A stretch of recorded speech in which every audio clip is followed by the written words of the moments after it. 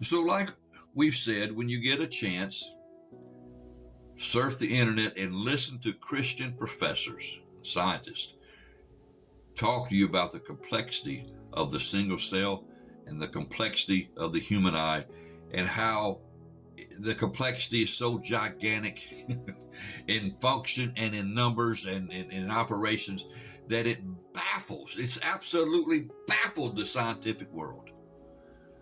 And they said that had, Darwin with his theory of evolution known and understood the single cell, he might not have, been so cocky and confident about what he wrote. Because the sophistication of these things, they say, is tearing apart evolution every day. One man goes all over the world debating, Harvard, Princeton, Yale professors. He'll be just himself on one table, on one side of the stage. There'll be 3 or 4 of them, combined together to stand for what they believe, atheism and evolution on their side. And the Christian man is very smart, mind you. He offers everybody in the building, the 4 professors, the guy running the debate, anybody in the audience that can prove, that can show you the evolution of one species turning into another. Like, they say now the birds used to be the dinosaurs. Well, show us one picture, one fossil record, anything of one species turning into the other. He's been offering that 200,000. He offered it for years and years, decades, and nobody took it from him. But they teach you and talk to you and preach to you in the universities, oh, evolution is definitely proven. People that don't understand it, they're just the less fortunate when it comes to things between the ears. They just don't have the insightful understanding or the intellect capacity to see it as we do. And yet when you ask them, show them the concrete evidence of a dog turning into a giraffe, or a turtle turning into, a lizard, they can't. Never have come up with it. And that man has never had to give up his $200,000. Now, folks, if it was out there for $200,000, somebody somewhere would say, here you go. But they hadn't. Why?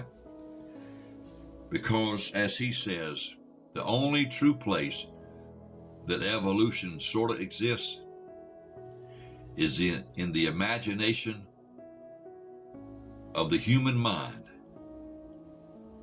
that is hoping there is no God.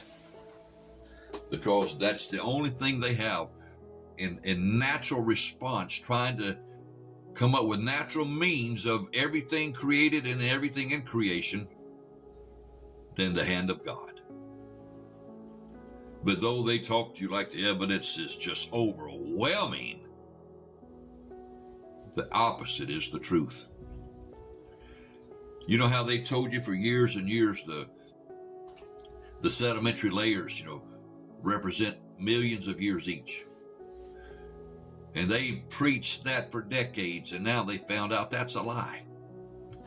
They've had sides of mountains fall off, and they've got these huge trees that are petrified, and branches and all that. And they got all these sedimentary layers from the trunk going all the way up to the branches, whatever, 20, 30 feet, whatever the tree size is. And you count those sedimentary layers up that tree. It took that tree like 500 million years to grow to full stature. If you apply there, each sedimentary layer represents, and they're inch now, about an inch in size of sedimentary layer, that each one represents a million years. And what the true scientists will say today, so it took 1 million years for that tree to grow an inch. It took 2 million years for that tree to grow 2 inches. Look at them. We're out of fantasy. Let's look at the evidence. It took 3 million years for that tree to grow 3 inches. It took 10 million years for that tree trunk to grow 10 inches. I mean, it's like God is taking the wrappers off to the great lie.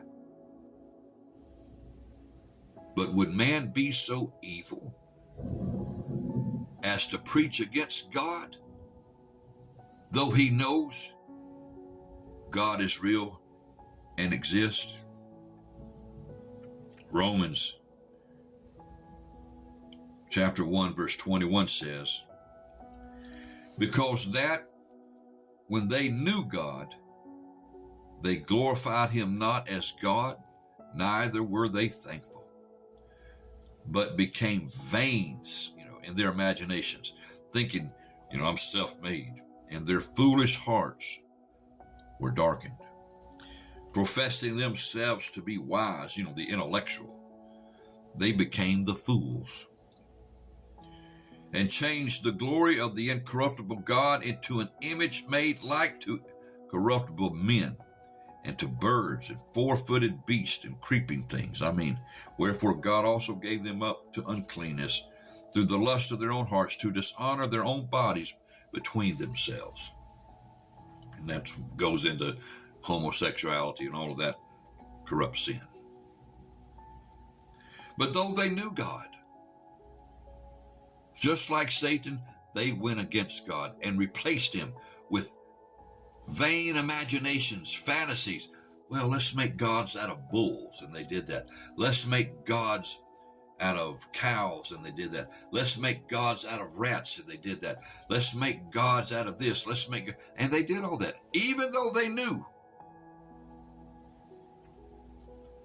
God, the Almighty, existed. Satan rebelled against what he knew. Man copied him. Still does to this day. Sad to say it, to their own destruction. They're going to get Satan's judgment. When all the while Jesus pleads with all of us, even from the blood of his cross, to repent and lay hold of all that he's done for us in his blood, death, and resurrection, so that we can escape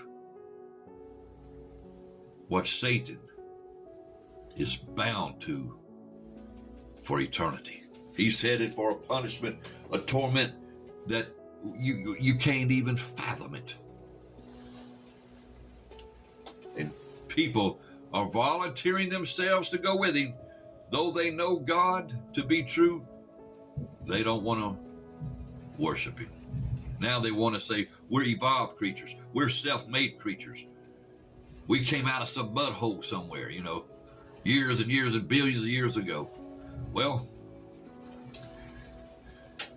and it took, millions and millions and millions, even billions of years for the first single cell to be formed and to start to become, it became this little thing, and then it became that little thing, and then it became this little thing, somehow survived, all of its becoming those little things, it changes. And then eventually came the little, some kind of tadpole looking thing. And then this happened. Then all of a sudden, all the different fishes in the earth and the seas were invented by that single cell. They just began to figure out how to form the shark, the whale, the octopus, the starfish, on and on, all the stingray, the diversities. It figured that out through millions and millions.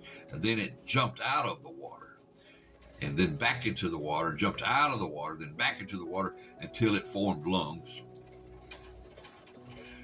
And, the problem was, was it a male or female that come out? Because it had to start multiplying in order to survive on land. And you go on into that theory, folks. It's ridiculous. It can't even stand on its own test. We'll talk again on the next video.